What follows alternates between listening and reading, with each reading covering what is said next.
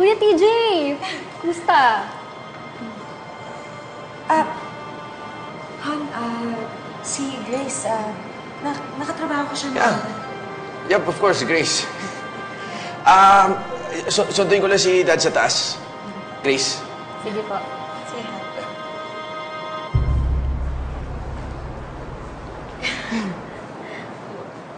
Okay lang po ba si Kuya TJ? Oo naman.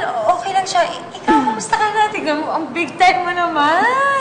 Di kasi ako pinalad kagaya mo sa love life, ate. Kaya ayun, bumawi ako sa career. Okay lang yan. Dadating din yan. At saka maganda rin na okay. Diba? Oo, masaya ko para sa'yo. Sa inyo, diba? Gusto ko ako mismo ang pipili ng tela. That's what professionals do.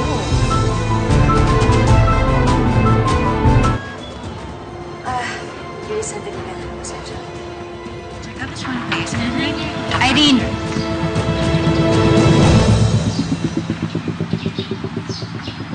Joanna? Hanggang dito ba naman?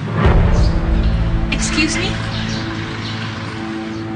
Hindi ko alam na nandito kayo. I swear.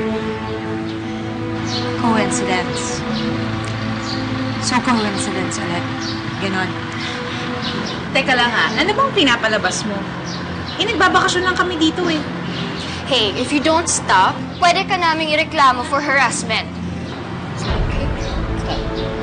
Irene, mas nagiging okay si TJ na hindi ka niya nakikita. Kaya please lang, patahimikin mo na kami. Tama na. Ginawa ko naman yun. Noon pa. Iniwan ko siya. Siya ang lumapit sa akin. Siya ang bumalik sa akin.